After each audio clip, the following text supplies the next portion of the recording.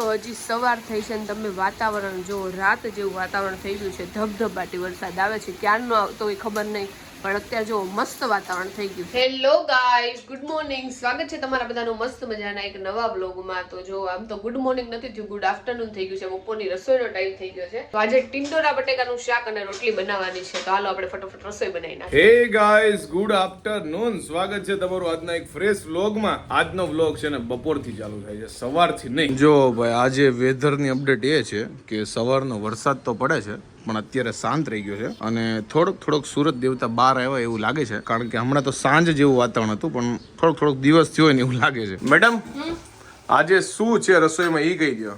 આજે જો ટિંડોરા બટેકાનું શાક ચડવા મૂકી દીધું છે, લોટે બાંધી નાખ્યો છે અને મોરૈયાની ખીચડી છે. 3 વસ્તુ છે. ઓકે, ટિંડોરા બટેકાનું શાક છે ને, મજા આવશે. અને એક ખાસ વાત કહું ને તો હું નાની હતી ને ત્યારે મને ટિંડોરા બટેકાનું શાક બહુ ભાવતું. જો કે ત્યારે હું ટિંડોરા નહોતી ખાતી, એમાં જે બટેકા હોય ને એ જ ખાતી. અત્યારે તો જો કે હું ટિંડોરા ખાઉં છું અને જેટલી વાર હું ટિંડોરા બટેકાનું શાક ખાતી ને એટલી વાર મને છે ને પેટમાં દુખતું, મારે દવાખાને જવું પડતું. નાની હતી ત્યારે ખબર નહીં મને એલર્જી હતી ટિંડોરાની કે હું હતી ખબર નહીં, પણ મને બહુ ભાવતું અને પેટમાં દુખતું એ ફિક્સ હતું. તોય હું ખાતી. પછી ઓછું શાક અમારે ઘરે કરવાનું કરી નાખ્યું હતું કે પાયલને દવાખાને લઈ જવી પડે ને એટલે ઓછું કરતા, પણ જયારે કરે ત્યારે હું બહુ ખાતી. મને લાગે ત્યારે છે ને ઓલમોસ્ટ હું 1, 1.5 કે 2 રોટલી ખાતી હશે, પણ જયારે ટિંડોરા બટેકાનું શાક બનતું ને ત્યારે હું કદાચ વધારે અડધી રોટલી પોણી રોટલી ખાઈ લેતી હશે, એટલે મારું પેટ ડાયજેસ્ટ નહીં કરી શકતું, એટલે મને પેટમાં દુખતું હશે.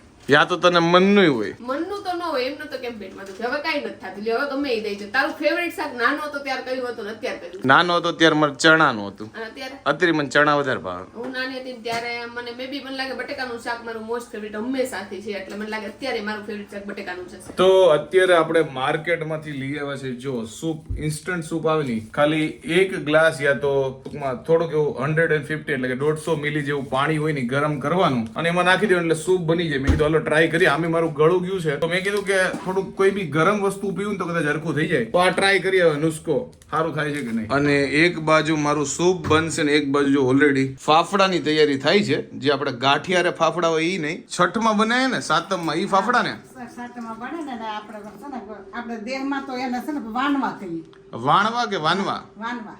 ઓકે, વાનવા કહીએ અને ફાફડા કહીએ. પેલા તો આપણે ફાફડા ને પૂરી ઘણું બનાવતા કે નહીં? હા, ચણાના લોટની પૂરી. ચણા લોટની પૂરી કે એટલે પૂરી કહેવાય, ફાફડા કહેવાય, વાનવાય કહેવાય. અને પૂરી બનાવતા તીખી પૂરી, ગળી પૂરી. ઓકે, એમ નહીં, ચણા લોટના ફાફડા અને મેંદાની પૂરી હતી આપણે. મેંદાની પૂરી બનાવી, ઘઉંની બનાવી, ગળી પૂરી બનાવી. ઓકે, ઘણું બધું બનાવતા. હવે ખાતા નથી કોઈ, એટલે કઈ બનાવવા નહીં, ખાલી આ બનાવીને સવારમાં નાસ્તામાં ચાલે.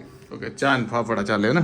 જો સૂપના પેકેટમાં આવી રીતે છે ને રેડીમેડ પાવડર નીકળ્યો છે. હવે આપણે 1 ગ્લાસ જે ગરમ પાણી કરીને ખાલી આની અંદર નાખીને હલાવશું એટલે સૂપ બની જાય તૈયાર. ખરેખર આ નુસ્ખો છે ને કામનો છે, કારણ કે તમે મારા મોઢા ઉપર જોઈ શકો છો, મને ગરમી ચડી ગઈ. સૂપ પીધું ને ગરમા ગરમ, એટલે આ ગળાને અસર કરતું જ હોય, કારણ કે ગરમા ગરમ હોય. અને સૂપના રિવ્યુની વાત કરું 10 રૂપિયાનું છે, પાણી નાખીને 2 મિનિટમાં બની જાય. સ્વાદ ગજબનો, બાર જેવો એક્ઝેક્ટ છે, 90% કહી શકાય બાર જેવો એક્ઝેક્ટ. અને આપણું સૂપ છે ને હોટ એન્ડ સોર છે, અને જો લુકમાં છે ને ઓલમોસ્ટ બાર જેવું જ છે. બાર જેટલું ઘાટું નથી, પટલું છે, કારણ કે બધી સાધન સામગ્રી આમાં ન નાખી હોય, વેજીટેબલ ને એ બધીની વાત કરું છું. જો ભાઈ, ફાફડાનો લોટ છે ને બંધાઈ ગયો છે, હવે એને ખાલી વણીને તળવાના બાકી છે. અને આ બાજુ બને છે ઘઉંની મીઠી પૂરી.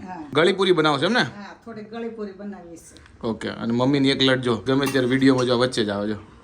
શું વાત છે મમ્મી, ગળી પૂરી ખાવાની ઈચ્છા થઈ ગઈ? હા, વર્ષોથી નથી ખાધી. મેં લે ને થોડો ટાઈમ મારી આ 5-6 જ કરવી છે, જાજી નથી કરવી. બનાવો ખાવી હોય તમ તારે. આ બીજા કોઈ નથી ખાતા ને એટલે નથી કરવી. મમ્મી ની વધારે ખાય છે, અને જો આ તો હુંય ખાવ, પપ્પાએ ખાય, મમ્મી ખાય, બધાય ખાય છે. હા, અને બીજું રાતે બનાવશું કંઈક ઈ ખાવાનું. જો ભાઈ, છઠના દિવસે છે ને ગરમા ગરમ ફાફડા. મમ્મી ફાફડા જ કહેવાય, શું કહેવાય? હા, ફાફડા. જો ભાઈ, ગોળ ફાફડા મસ્ત મજાના. જે ગાંઠિયાની ખાવાની શોખીન હોય એને તો ફાફડા બહુ ભાવ છે. અને જો આ ગળી છે ને પૂરીઓ તે બનાવી નાખી છે, શેપ આપ્યો છે સમોસા આકારનો. અને હું જ્યારથી ફાફડા મમ્મી તળે છે ને ત્યારથી જો ઈ જ ખાવાનું કામ કરું છું. ઓછા નામે 2-3 તો આમ નામ છે ને રમતા આપણે ખાઈ લીધા છે. મમ્મી બીજું કઈ બનાવવાનું છે કે આટલું જ છે? ઓકે, છઠના દિવસે બધાને ઘરે બનાવતા હશે ને આ બધું? હા, અત્યારે તો પૂરી બનતી હશે ને કેટલાય વાના, 17 વાના બનતા હશે. કોઈ ભલે હું ઠંડુ ખાતા હોય ને એટલે કોઈ પકોડી બનાવશે ને કોઈ અત્યારે બધું નવું બધું બનાવશે. અચ્છા, ઓકે. પૂરી બનાવે, પકોડી બનાવે, ગાંઠિયા બનાવે, મોહનથાળ બનાવશે, લાડવા કરશે. જો આપણે થેલો ભરવાની શરૂઆત કરી દીધી છે અને સુરત જવાનું હોય ને તો થેલો ભરવામાં એટલી બધું કઈ આમ ઓલું ન હોય, કારણ કે એકાદ વસ્તુ કદાચ અહીંયા પડી રહે ને તો એ વાંધો ન આવે, કારણ કે સુરત મારા બેનના મારા ભાભીના કપડાય મને થઈ જાય અને મેકઅપની વસ્તુ બધી એ લોકોને મારી જેવી હોય જ તો એ લોકોને આપણે યુઝ કરી લઈએ. જો કે મેકઅપ તો આપણે કઈ કરવાનો થાય નહીં, પણ તોય તે અમુક વસ્તુ ન નાખીને તો હાલી જાય, તોય આપણે કપડા યાદ કરીને નાખી દઈએ, કારણ કે કયા લઈ જવા કયા ન લઈ જવાની વાંધો છે. તહેવાર છે ને એટલે બાકી તો જો સુરત જતા હોય તો આપણે થોડાક ફ્રી કપડા લઈ જઈએ, એટલે નાઇટ ડ્રેસ ટાઈપ ના હોય ને પહેરા રાખીને તો મજા આવે. જો વાગી ગયા છે 9 અને જાડુની બસ છે 10 વાગે. જાડુ બધી તૈયારી જે કરવી એ કરી લેજે, બસ આપણે ગમે એ હાલતે છે ને ચૂકાવવાની નથી. ઓકે? એમાં એવું છે કે નીરવ આ વખતે છે ને મને કાઢવા માંગે છે. આજે રોંઢે એવું કહેતો હતો કે મને છે ને થોડુંક આમ મજા જેવું નથી લાગતું, એટલે મેં કીધું તને મજા જેવું બહુ ન હોય ને તો મેં કીધું કહેજે તો હું સુરત જવાનું કેન્સલ કર્યું. તે તો એક સેકન્ડમાં ઊભો થઈ ગયો ને કે ના ના મને બહુ મજા છે, તું જા. એટલે મને આ વખતે એવું લાગે છે કે નીરવ મને કાઢવી છે કે જા પાયલ તું જા. ના ભાઈ ના, તું મજા કરીએ. અને જો એનો ઠેલો બેલો બધો પેક થઈ ગયો છે અને આ કપડા લઈ જવાના નથી, આ તો મારો છે ચડ્ડો. જો કે આ કપડા લઈને જ જવાના. જો કે આ નીરવનો જે ચડ્ડો છે ને મને એટલો ગમે છે ને એટલે હું નીરવને કહું છું કે હું લઈ જાઉં, પણ સુરત નથી લઈ જવાની, પણ આવીને આપણે આ ચડ્ડો પહેરશું.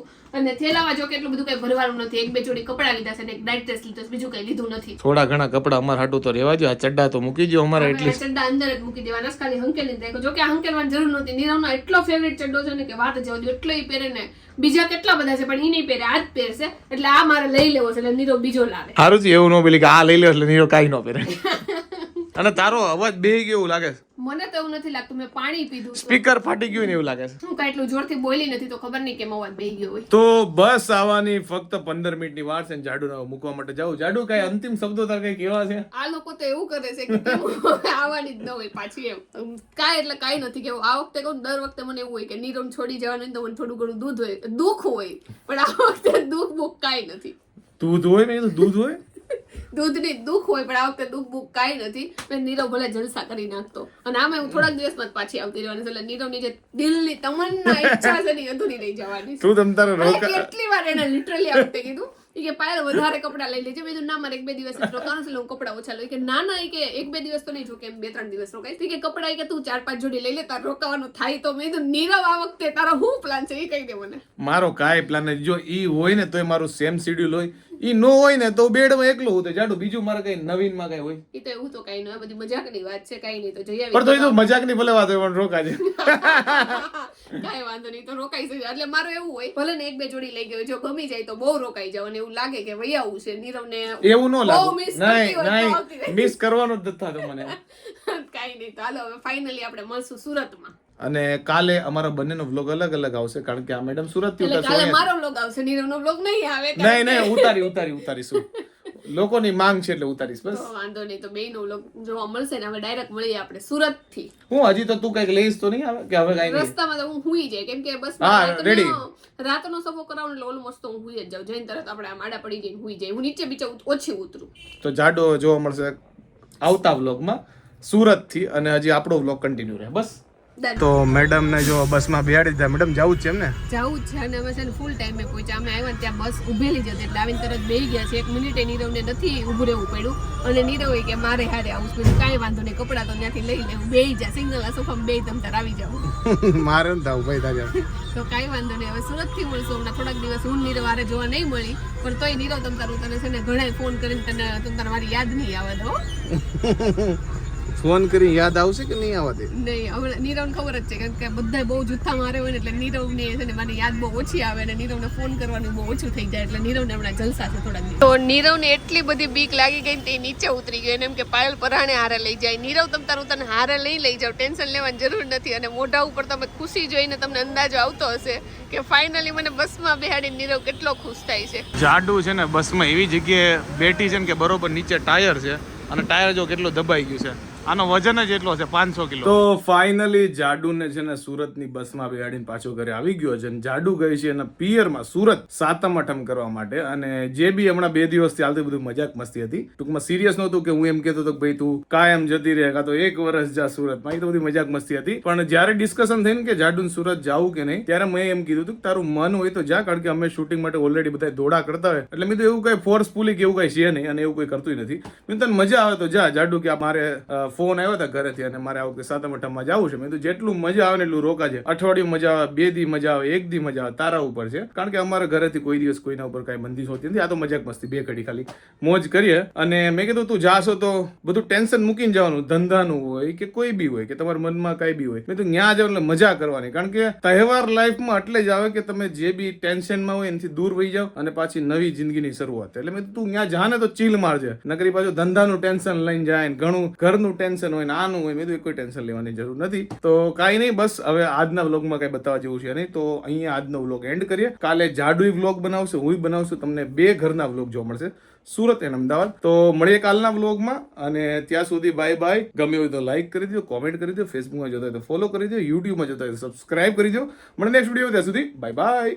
તો અત્યારે છે ને બેડ ઉપર આડો પડ્યો છું ને, તો મેં કીધું એક વાત તમારી સાથે શેર કરું કે ઘણા લોકોને કેવું હોય, ઘણા નહીં 99% નહીં હોય કે હસબન્ડ હોય બહાર જોબ કરતા હોય, ધંધો હોય યા તો કોઈ બી કામ કરતા હોય, તો સવારે જાય પછી છેક રાતે આવે યા તો દિવસમાં 1 વાર કે 2 વાર મળતા હોય. પણ ભગવાને મને અને જાડુને એક સેમ ધંધા મૂક્યા છે ને, એ પણ વ્લોગમાં, કે અમારે બંનેને સવારથી સાંજ સુધી, સાંજથી સવાર સુધી એક સાથે જ રહેવાનું હોય. તો એકબીજાની એટલી આમ આદત પડી ગઈ હોય ને, ડાયરેક્ટલી ઇનડાયરેક્ટલી, કે અત્યારે જાડુ નથી ને બેડમાં યા તો આજુબાજુ યા તો ઘરમાં, તો આમ થોડુંક નવીન લાગે. કારણ કે રેગ્યુલર એટલે સવારથી સાંજ સાથે જ હોય. ટૂંકમાં બાંધવાનું, ખાવા પીવાનું, ઝઘડવાનું, પ્રેમ બધું સાથે જ હોય. એટલે કહે છે ને કે માણસ ન હોય ત્યારે એની કદર થાય એવું. તો જાડુ અત્યારે નહીં તો થોડુંક ઘરમાં સૂનું સૂનું લાગે છે, પણ કાંઈ વાંધો નહીં, ટેવાઈ જાઉં. અને જેવા ટેવાવું ત્યાં તો આવી હોતે જાય.